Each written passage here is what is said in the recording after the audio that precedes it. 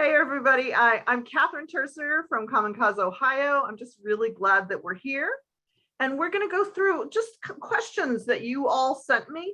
You know, when I started putting this together and thinking about, whoa, wow, what have I gone through and what were the kind of map making cycles? And so I started thinking the first map that I advocated about was the 2001 congressional map. And so I thought I'd throw it up here. I think it's important for us to think about, hey, things are just going to keep changing.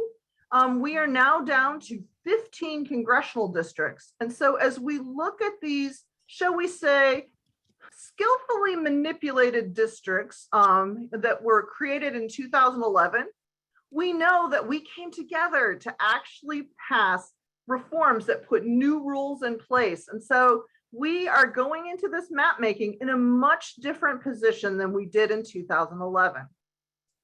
Now, my first question was all about, well, what does the Ohio Redistricting Commission do? So the Ohio Redistricting Commission actually draws the Ohio House and the Ohio Senate maps. So these are the state legislative maps. Now, they will also step in if the state legislature cannot create a map where there are 50% of both political parties supporting the map.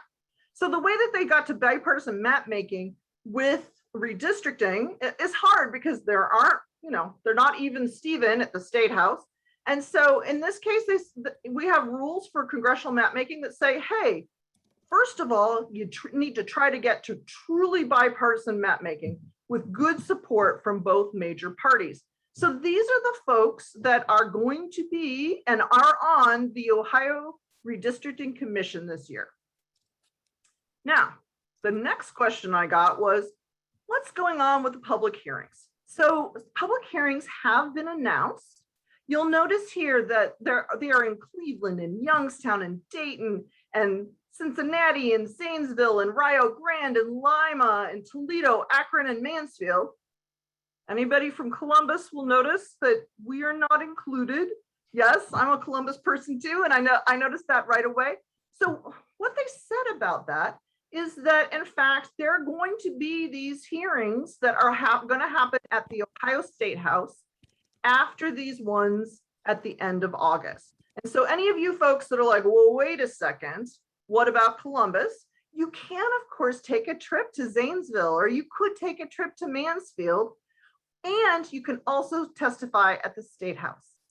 Now, preparation can be a little bit complicated, but what you want to be thinking about is, hey, if I want to testify, it's important to think about, well, why is it I care about this? Communicating why it is that you care about the Ohio State House and why it is that you care about legislation and the decisions that are made there, and why the manipulation of districts actually impacts elections, and that you want to be properly represented and to participate in meaningful elections.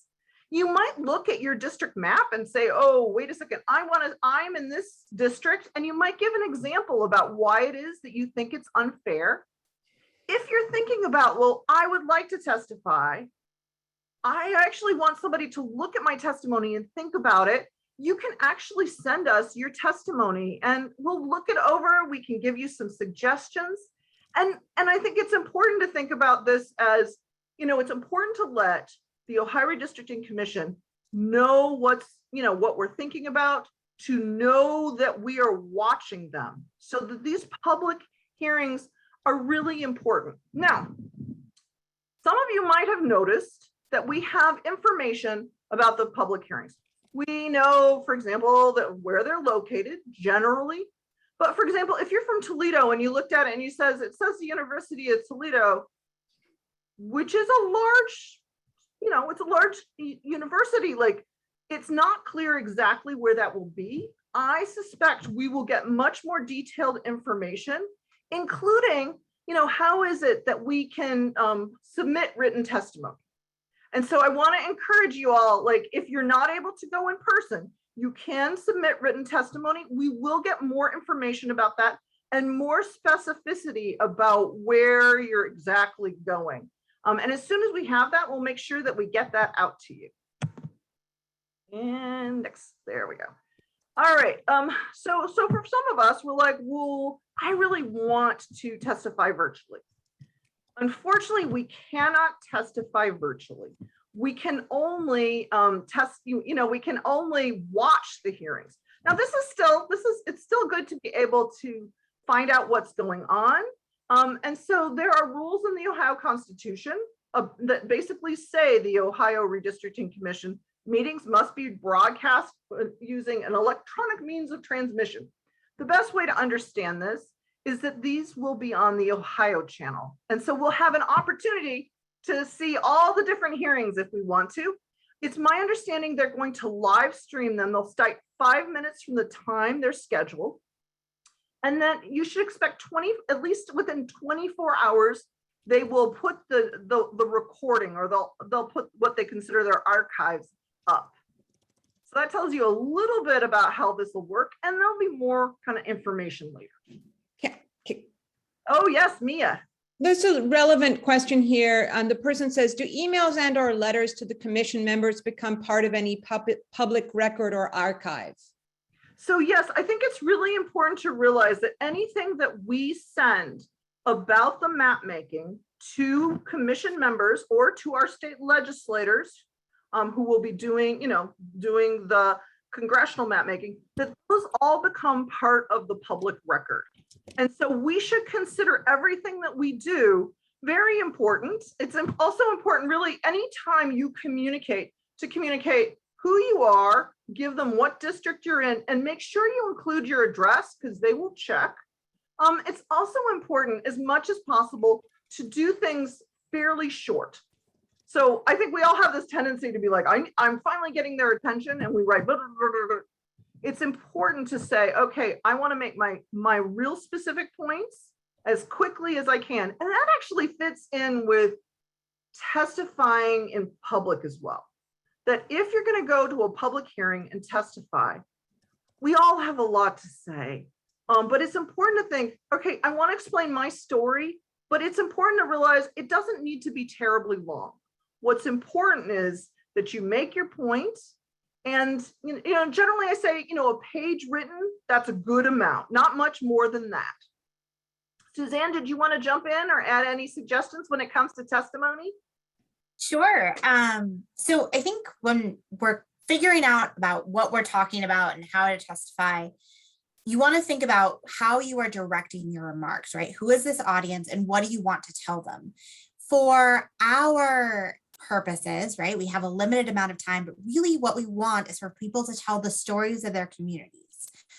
So who lives in your community? What are you concerned about? What are the characteristics that make your community special and need to keep your community together? And that means, to kind of go out with what Catherine was saying, you don't have to testify by yourself, right? You can submit a piece of written testimony that is you and your neighbors, and that's fine too. So we want to make sure that whatever we are telling to the commission or the map makers, that they are getting kind of the who, what, where, and then the why. Because once we can hit those points, that'll allow us not just to use your story in the original map making, but also to be able to support litigation if it comes to that, be able to tell the stories to the media and to communities. And so it's bigger than just about kind of talking to the legislature. And Mia, what do you want to say? Well, I was just going to also say that Michael Barron is putting some links into the chat right now, and we will also send them out afterwards with some tips on how to prepare for giving public testimony. So you do have some resources that we will share with you as well. Are we ready for the next question? And I did want to thank everybody who sent in questions. We got way more than I thought we might, so I'm going to do my best to hit all of them. And then I know that there are questions that are in the Q&A, and so we'll make sure that we get to that too. So for a lot of us, we've been watching, Washington, D.C. and wondering what the heck is going to happen with the For the People Act. And so, I got this question about, well, if it passes, will it have any bearing on this year's map making? How will this kind of come together? And what I think is important is the For the People Act would establish these wonderful and anti-gerrymandering rules. There's transparency and public participation requirements. Some of this we have in our Ohio Constitution, and so we should feel really good about that. What I want to highlight is I started working in the 1990s on redistricting reform. And if I had had to wait a decade, the map making would have been different in 2011. So one, yes, we need to worry about this time period, and the map making is going to start before, they pass the For the People's Act probably. But that doesn't mean that we shouldn't be thinking about, for the entire country, when it comes to congressional redistricting, thinking about 2031, which seems really insane because it's so far away and some of us might not be around in 2031. But it is really important to think about. It's way easier to have rules in place at the beginning, but 2031 is not as far away as we'd like to think. Now, Suzanne, as the Redistricting Counsel for Common Cause, is there something you wanted to add? No, I mean, I think that covers it, right? So the For the People Act had really comprehensive reforms around redistricting. It's important to note that those reforms would only apply to congressional maps, right? So Ohio actually goes above and beyond, not just, what those potential reforms could look like, but also because you all have reforms that apply to your legislative maps as well. As with everything around redistricting, those provisions are complicated and it's a difficult political calculation, which is really why we are asking so often for folks to get involved in contacting members of Congress to say how important this is, including the redistricting provisions especially. All right, this is my favorite question, actually. How can we get involved? Well, how can we impact the outcome of the maps? How can we actually push for fair districts? And so we talked earlier about the importance of testifying at a public hearing. I really encourage folks to send an email to your lawmaker and to the members of the Ohio Redistricting Commission. For one, they have yet to set up a portal for citizen drawn maps. So there's some things, even though this timeline is tight and we're all getting anxious, that they have not done that is a requirement in the Ohio Constitution. And so they need to get on that. It is a requirement, once again, in the Ohio Constitution, and we should be able to submit our maps. The way to think about it is our words when we testify, they're so important, but it's also important for us to be able to submit maps, to give those community maps to our map makers, and also for us to be able to submit actual district maps. A picture is worth 1,000 words.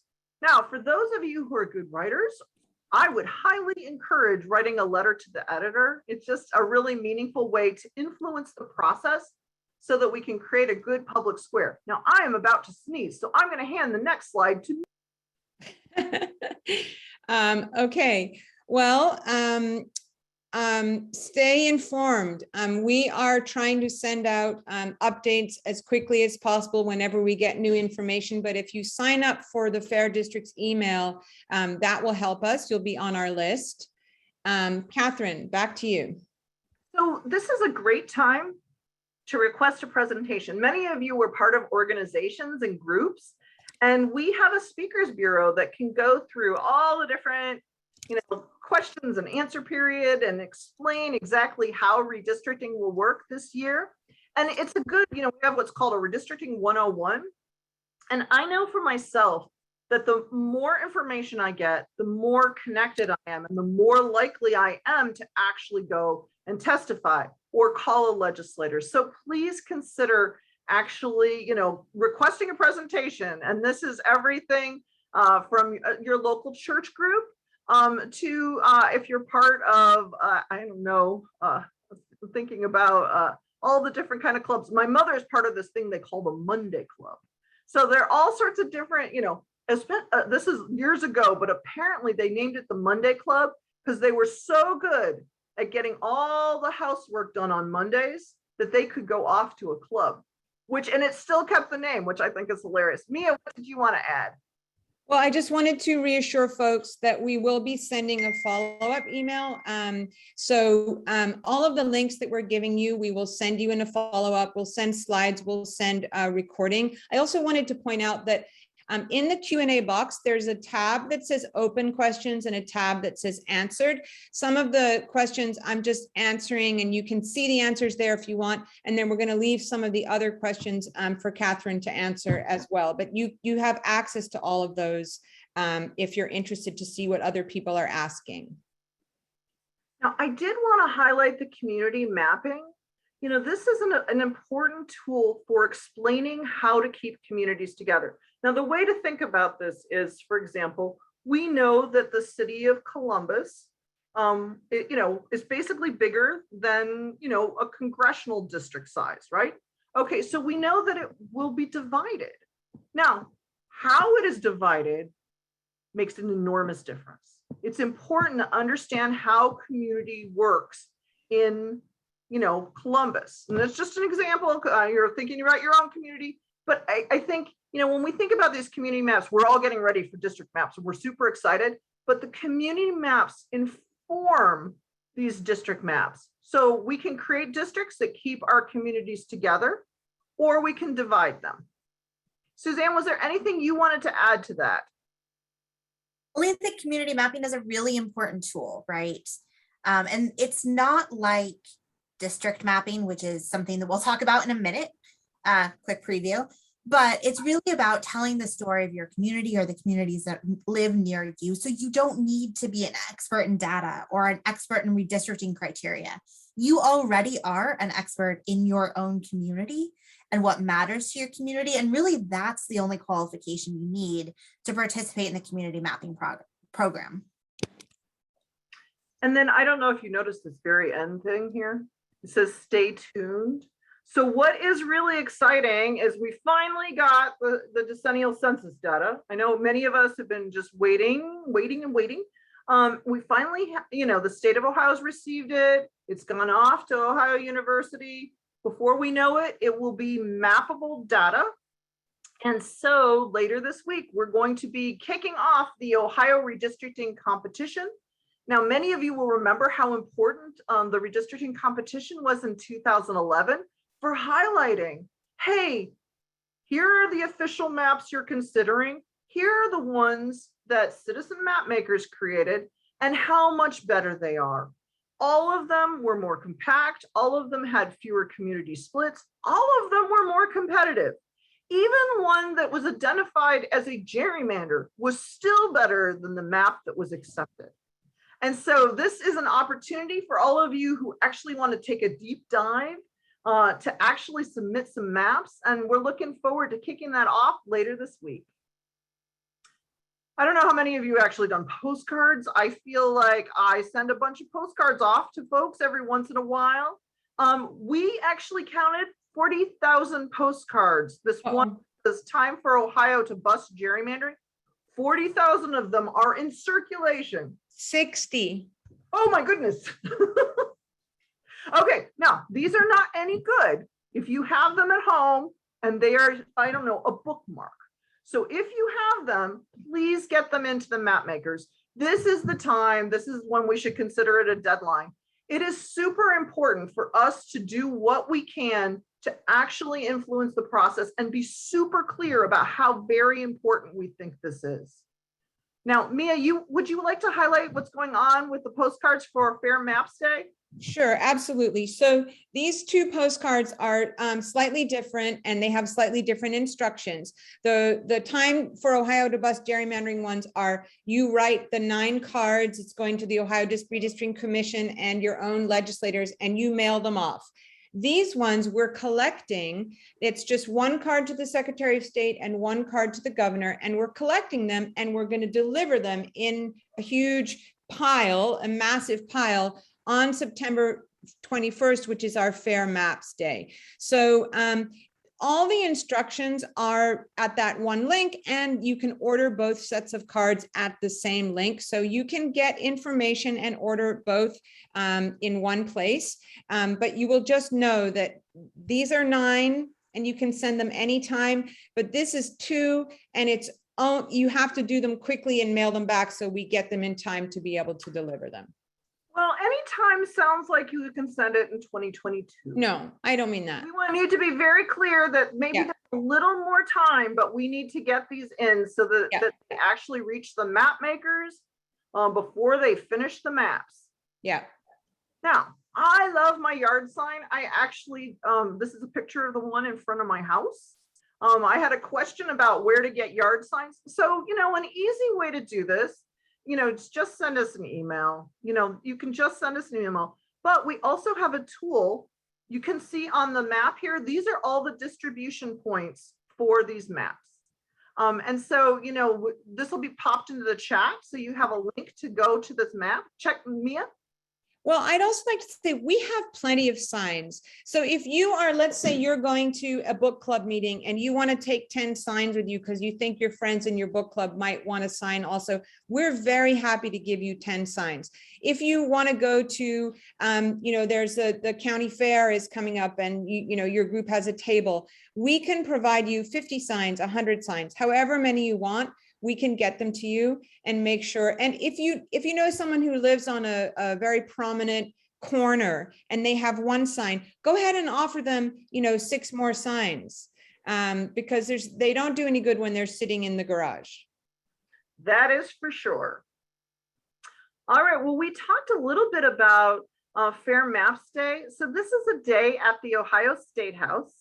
One of the things that we have this goal, it's very important. This will be a lobby day and we'll have a rally and we'll do a press conference. And I'm hoping that you can all join us for Fair Maps Day on September 21st. Now, the picture that you see here are all of the different counties where someone has signed up to come and testify. And so you'll notice that there's a fair amount of white in this. So please consider reaching out to your friends that are in other counties, or if you're somebody who is from Van Wert County or Mercer County or Tuscarawas or Noble, please sign up to come for Fair Maps Day. One of the things that can happen is that the map makers can have a sense, oh, it's only the cities that care about this. But let's face it, the manipulation of district lines is the manipulation of elections, and we all want to participate in meaningful elections. And we need to make sure the map makers hear this and that they know that we're watching them very closely as they make the maps. Mia, anything you wanted to add? Nope, there's a lot of information on the registration form. It asks you what county you're from, of course, because we want to populate our map. It also asks you if you're interested in meeting with us, scheduling a meeting with your legislators. And so, that's important. We're signing folks up what size t-shirt they want, and whether they want a lunch, etc. There are going to be a lot of different activities, but the sooner we get folks signed up, the better. We already have over 200 people registered, which is pretty awesome, but we would love to have 500, and we would love to have coverage all the way across the state of Ohio.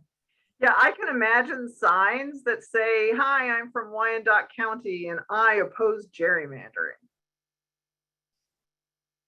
All right, well, this is an area that I'm actually going to hand off to my friend Suzanne to talk about can and how could the courts intervene?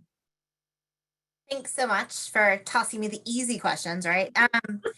So the answer is complicated. And as a lawyer, I have to say, I'm contractually obligated to say it depends.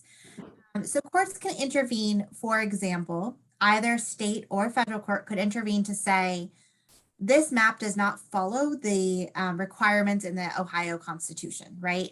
Most of those cases will go through state Supreme Court or the state court system. There are also both federal or state court actions that could address racial gerrymandering or violations of the Voting Rights Act, right? So that is packing or cracking people of color into specific districts, not upholding the requirement of the Voting Rights Act to draw districts in accordance with the law as well as with the case law. And then finally, the question that this usually comes down to is a question of partisan gerrymandering. gerrymandering. And that's where it gets tricky, right? So the courts have been very clear. The Supreme Court of the United States said in our Common Cause v. Rucho case in 2019 that partisan gerrymandering is not justiciable for federal courts, which just means the federal courts cannot weigh in on the question of whether or not something is a partisan gerrymander. However, they can still talk about racial gerrymanders. They can still talk about violations of the Voting Rights Act. There are still avenues for federal courts to weigh in on maps. And there's also avenues for state courts to weigh in against partisan gerrymandering. Ohio is one of the few, I'm going to call you lucky, but it's really the result of a lot of hard work. States that has a prohibition against partisan gerrymandering written into the law, right? So it's very clear that districts cannot be drawn for the benefit or detriment of a party or candidate. And because of that, there are some significant teeth, I would say, in how cases can be brought. Now, I'm going to add two cautions.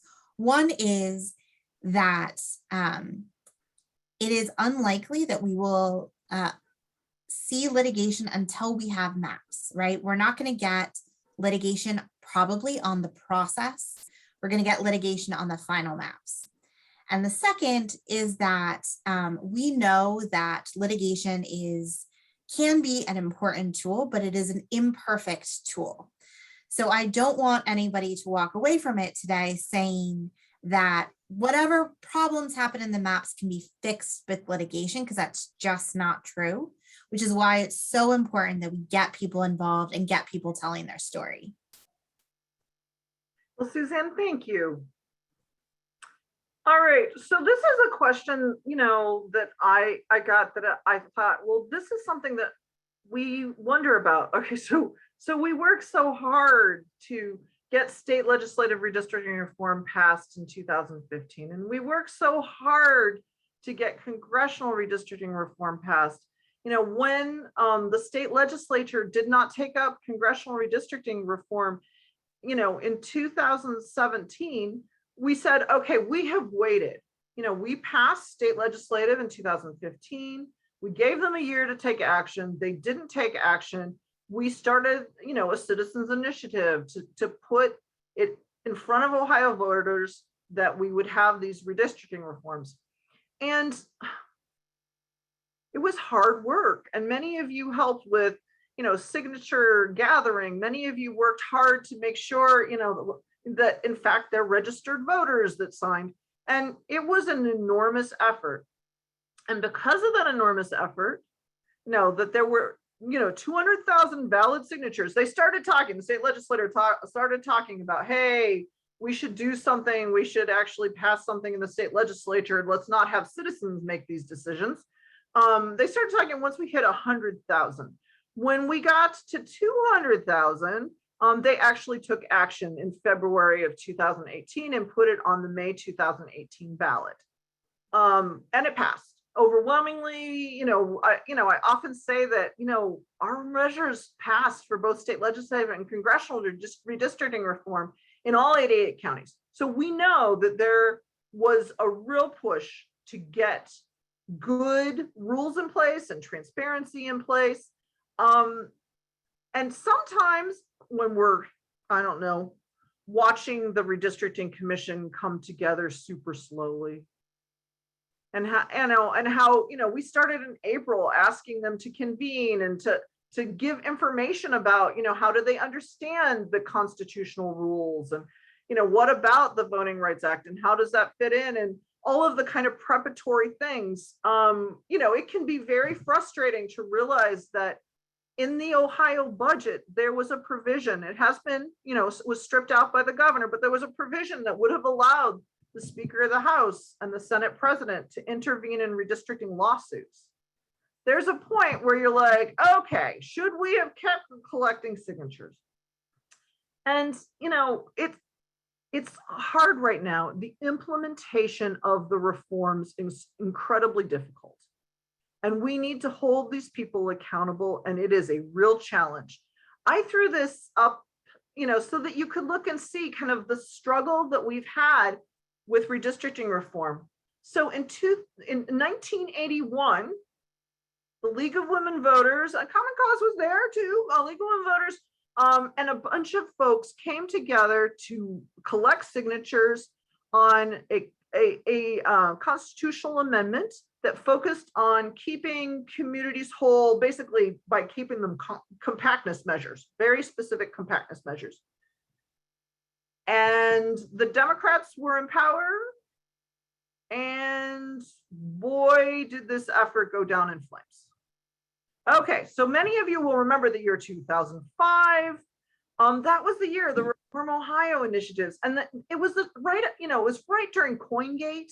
Many of you will remember that there was a scandal that came out where there was this coin dealer who essentially had given contributions to the Republican Party. So they made it so that coin dealers could actually invest for the state of Ohio. So unfortunately, the coin dealer, Tom Noe, made off with some of our money, and it was this huge, big scandal. So Reform Ohio now came together to do some campaign finance reform and do some election reforms, and also to do a redistricting reform, one that focused on creating competitive districts. Well, we got our asses kicked.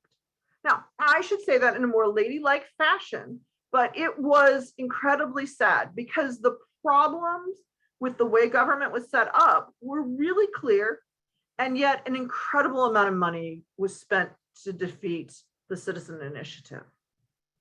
Now, what was nice is we had legislative efforts and things were percolating and coming along. We got to 2011, and even though we were super close in 2010, we had redistricting reform passed in the Ohio House and in the Ohio Senate. They weren't the same ones. So we went into 2011 with no rules. And then we had a redistricting reform measure. In 2012, we gathered a bunch of signatures and we lost again.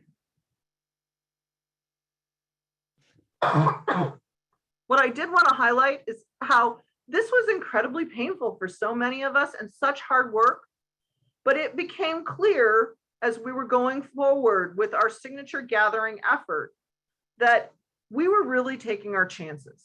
That in fact, to get good reforms, we did have to compromise a little. And so as we look at this, it was a hard decision not to continue with the reforms that we really wanted, but we were very worried that we would have nothing in place when it came to 2021 and the map making. Mia, anything you want to add about that?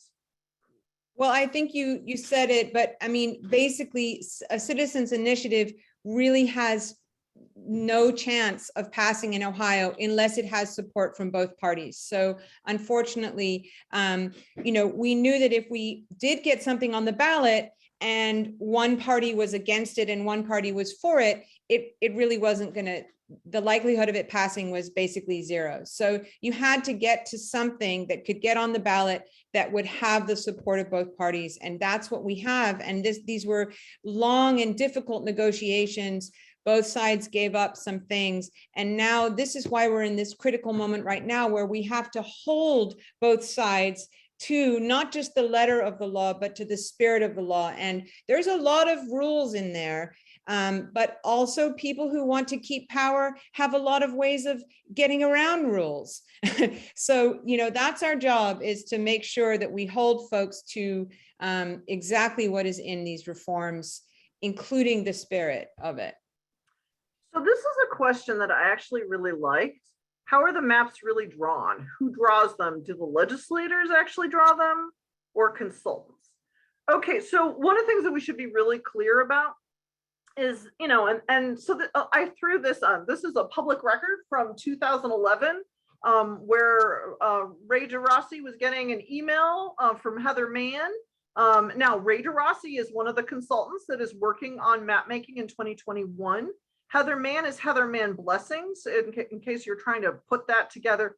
I think what's really important is at the end of the day, the map makers, the official map makers, so you're talking about the Ohio Redistricting Commission and the state legislature, they approve the maps, but very few of them are in there drawing the maps in the first place. So if you think about it as, hey, they give recommendations and suggestions, Generally speaking, both political parties will have, consultants that are focused on, what's good for their own political party. And then what happens is there was a process where map makers will then approve it or disapprove it. And one of the things that we know is like that during 2011, former Speaker John Boehner weighed in on maps. So one of the things that is nice is we have decent public records in the state of Ohio. So we'll be able to follow what happens.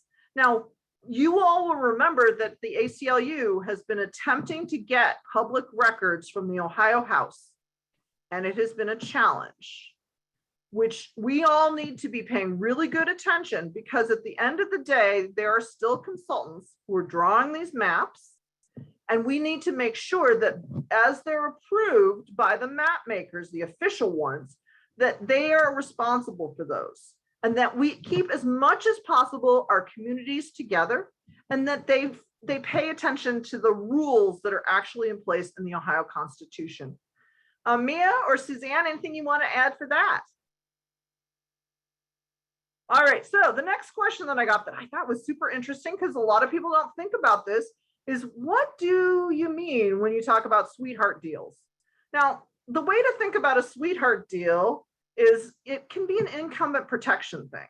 It can be that thing of where the Democrats say, okay, these are good seats for the Democratic members, and the Republicans say, oh, we like these for ours, and you guys get yours, we get ours, and they shake on it. Essentially, it's a sweetheart deal. So essentially, you could create districts where, the map makers, the bipartisan map makers, kind of divvy things up. Now, that's not really fair, right? And there are good rules that are in place that, even though we have bipartisan map making, there are good rules in place that focus on keeping or preserving political subdivisions. So think about counties. Think about when you get to the state legislature, counties, cities, townships. That notion of, if you focus on keeping political subdivisions together, it's pretty hard to like manipulate things so that you can actually divvy things up so that it benefits the incumbents. But it is something to watch out for, because it's genuinely unfair when they do these kind of swaps. Suzanne, anything you wanted to add? Only thing I would add is when we're looking at sweetheart deals or sweetheart gerrymandering, I want to be clear that this is not an Ohio specific problem. This is a power specific problem, right? And we see this in all sorts of states. And it really comes down to whether or not incumbents are protected, and whether or not, we the people have an actual opportunity to elect someone who can represent us, rather than just the person who has been in office for 10 years. So this is really where that public testimony, the adherence to the strict criteria in the Ohio Constitution are really going to come into play, so that we don't have kind of this, you scratch my back, I'll scratch yours, business as usual model that we've seen in the past. All right, this is a question that I got about the Sykes. So we know that Vern Sykes is Ohio Senator Vern Sykes, and House Minority Leader Amelia Sykes are both on the Ohio Redistricting Commission. Now, clearly, when we envisioned a bipartisan commission, we did not envision family members being on the commission together. And so there is a potential for some conflicts and conflicts of interest. The other thing that that is interesting is that the Sykes are both from Akron or from Summit County.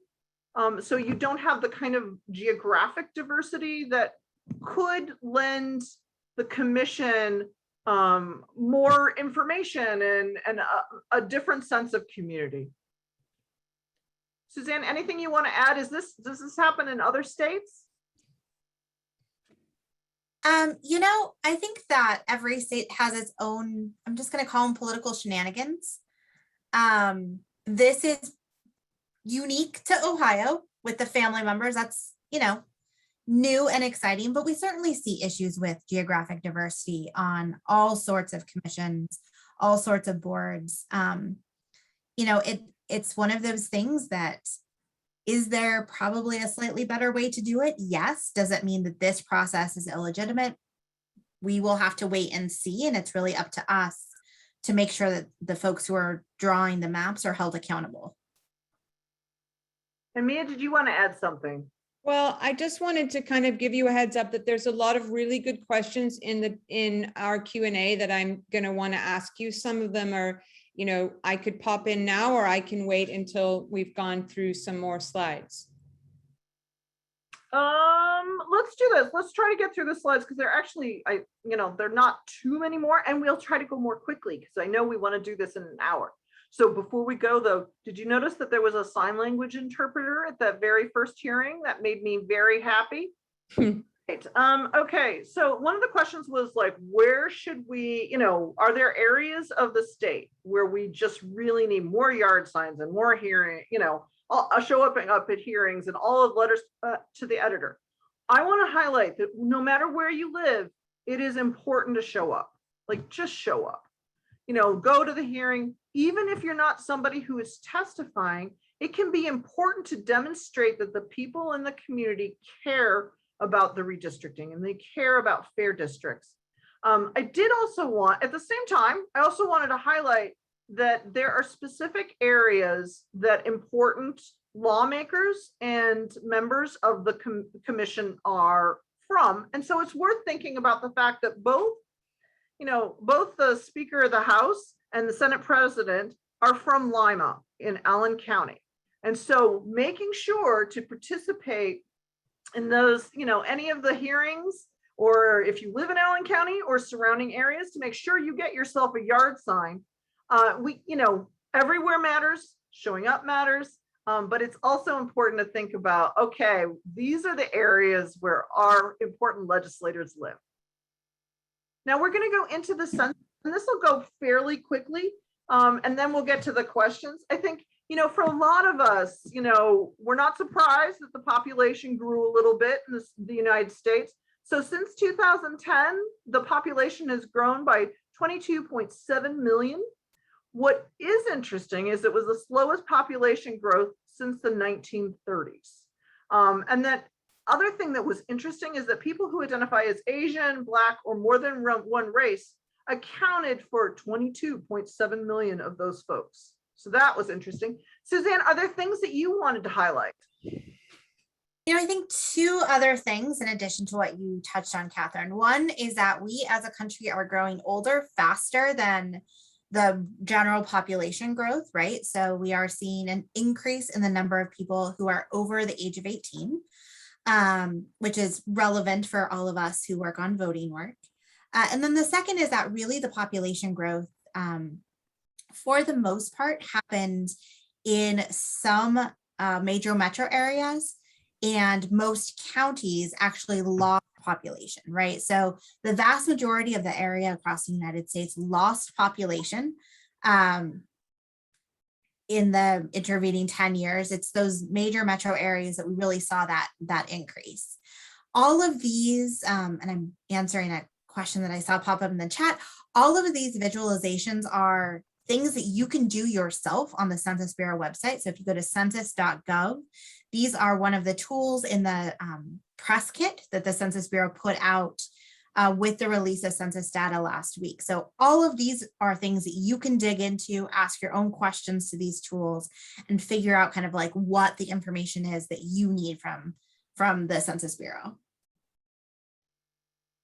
Well, and I threw in this slide just to give you a sense. Now, what we will do is we're going to follow up, with all of you with the slides, with all the links, and the information that Suzanne gave you, so you can follow up looking at all sorts of things on the Census Bureau's page.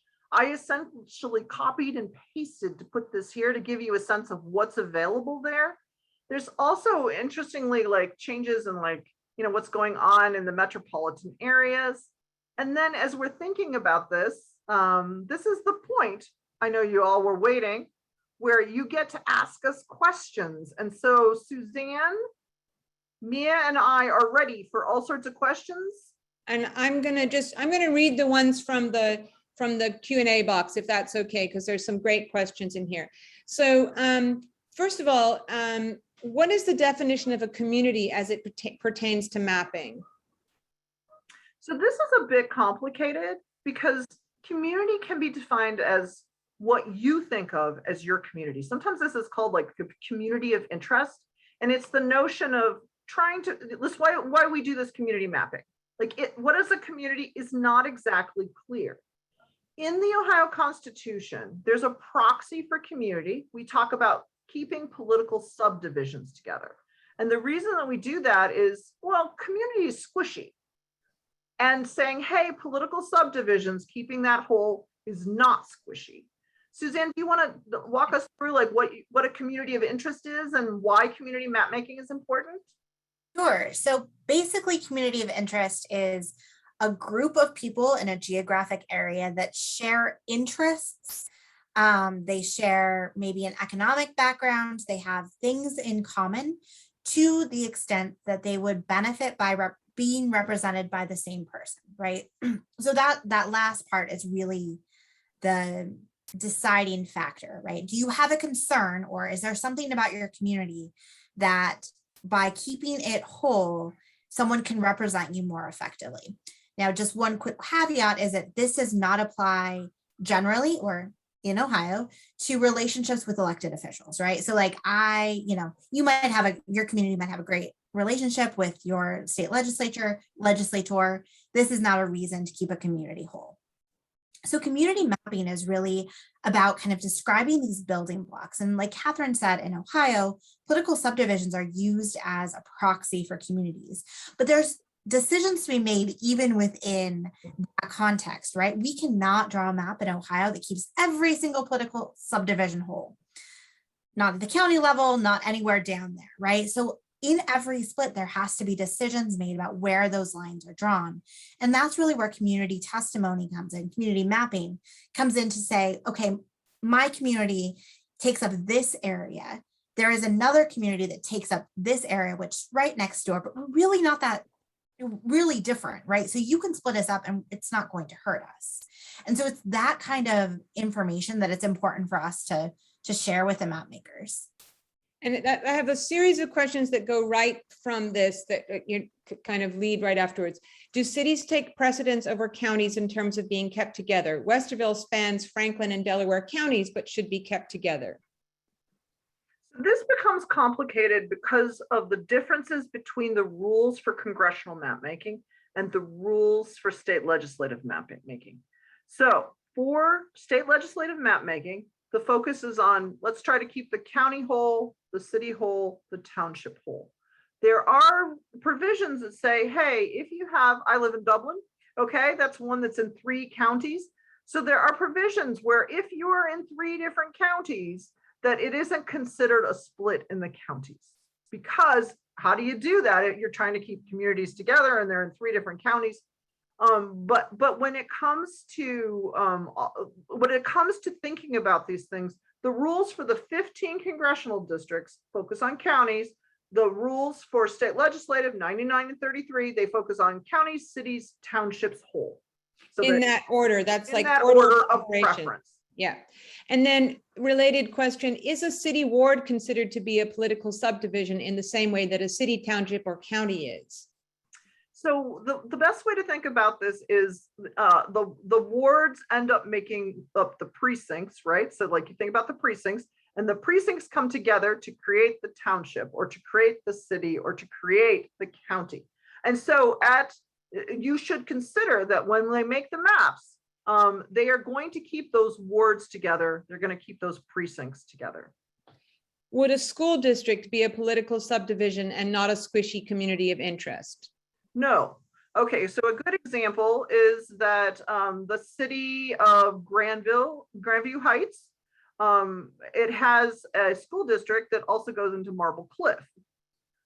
That school district is divided. They share a school district. Anybody who knows kind of Franklin County. And what happens is if you look at the Ohio House districts there, it's split up. because the school districts don't make the political subdivision. Well, and in fact, it gets a little more complicated than that. But the thing, unfortunately, one of the reasons that we need to focus on things like, hey, keep a school district whole, thinking about like, let's focus on communities of interest and what a community is there going to have to be decisions made. When I say, oh, there's a priority, well, you can't always keep those together because of population. And so there are going to be times there you're going to need to make a split.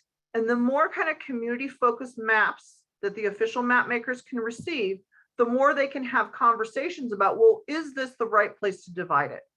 Is it appropriate to actually divide these school districts?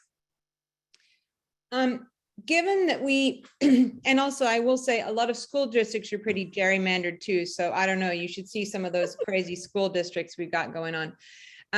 Given that we tend to live with people who share our political beliefs these days, doesn't it become harder to create districts that are competitive? Can a Republican win in Cleveland? Can a Democrat win in Lima?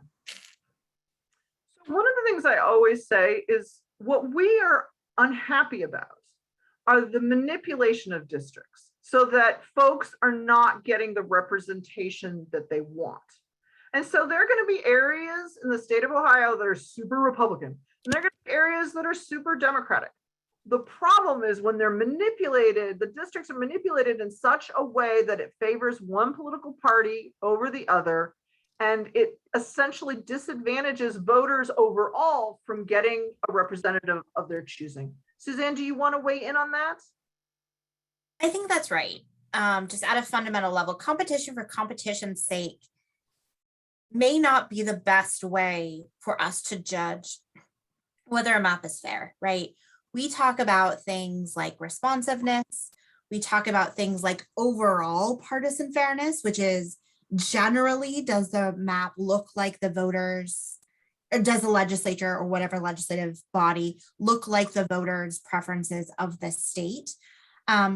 But, you know, at its foundational level, political geography is a real thing, right? People live where they live, and drawing districts to intentionally make them competitive or intentionally like change the political makeup of a district isn't going to benefit the people that live there. And some will be naturally competitive. And let's face it, it's not like we have had a competitive congressional race in Ohio outside primaries for a decade. Yeah. So as we think about, creating districts that aren't manipulated, there will be more competitive districts, but not all of them will be competitive. Okay, I'm zooming right along here. Since the census has broken out several ethnic groups, how will they be balanced along with the geographic aspects? Well, this is a really, really complicated question. This is a complicated, so many of you will be aware, many of you are going to be aware that the Congressional District 11, which is in Northeast Ohio, goes from Cuyahoga County down to Summit County, is a majority minority district, meaning there are majority, when it was drawn in 2011, there were majority African-American population, 50% of the voters are African-American at that point in the 11th congressional district. We should anticipate that there will be opportunity districts. So an opportunity district, for example, would be Joyce Beatty's district. So smack dab, looks a little bit like a Rorschach ink blot in Franklin County. But it was an opportunity to elect an African-American. And so as we're looking at at the districts, and we're focusing on what it is the map makers are doing, creating opportunities for representation from that community is really essential. Suzanne, are there things you'd like to add?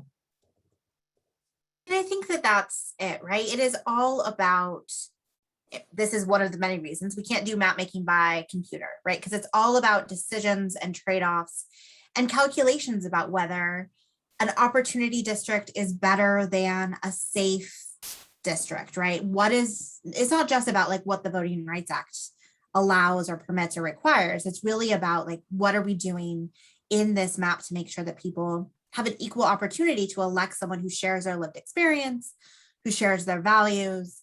And that is a complex question that people are going to disagree about. And I think that that's part of this conversation, right? That there isn't a perfect answer, there isn't a perfect map. And particularly when we're talking about issues of race and how that fits into the political scheme and how it fits into redistricting and what values are more important, there are just different opinions out there, and that's okay. And it's a good reason if you are from that 11th congressional district, or you're from an area where you're like, I want to elect someone who will truly represent me. This is why it's so important to actually participate in the public testimony. Yeah, there's a few more questions. What are the chances that the Republican supermajority in the Ohio General Assembly will be able to maintain the status quo and circumvent the new redistricting rules passed by the 2 referendum votes? All right, so it becomes really difficult to completely avoid the rules because they are in the Ohio Constitution.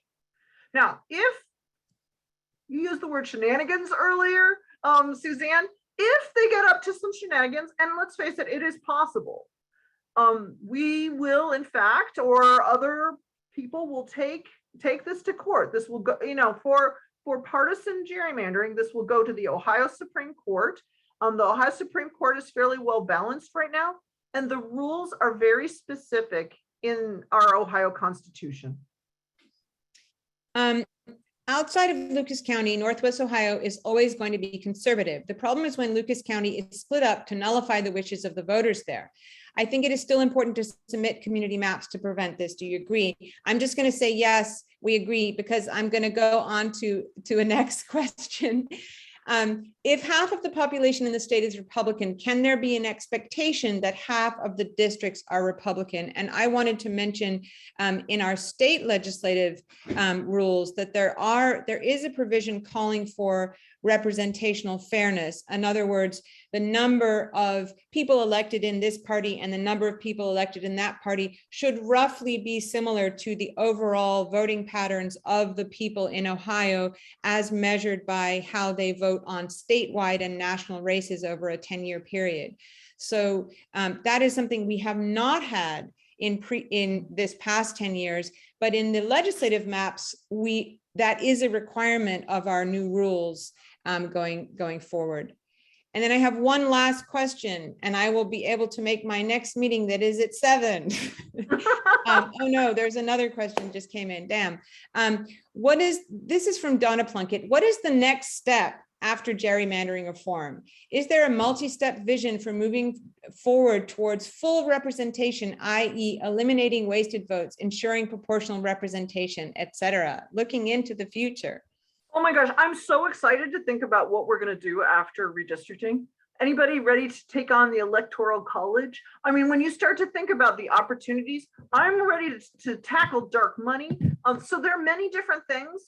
What I would encourage us all to do is focus right now on making sure that we get fair districts, because fair districts mean fair elections. And so right now, let's focus on this.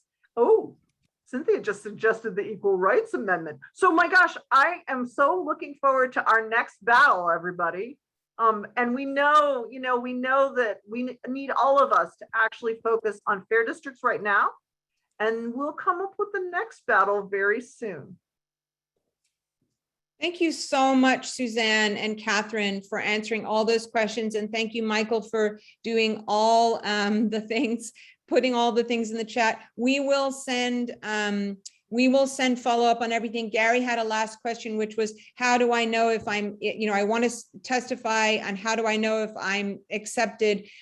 We're going to send information out about how to actually submit your testimony to the Ohio Redistricting Commission, and look for that coming this week. Thank you, everybody, so much. And well, thank you, everyone. Yeah. Bye. Bye.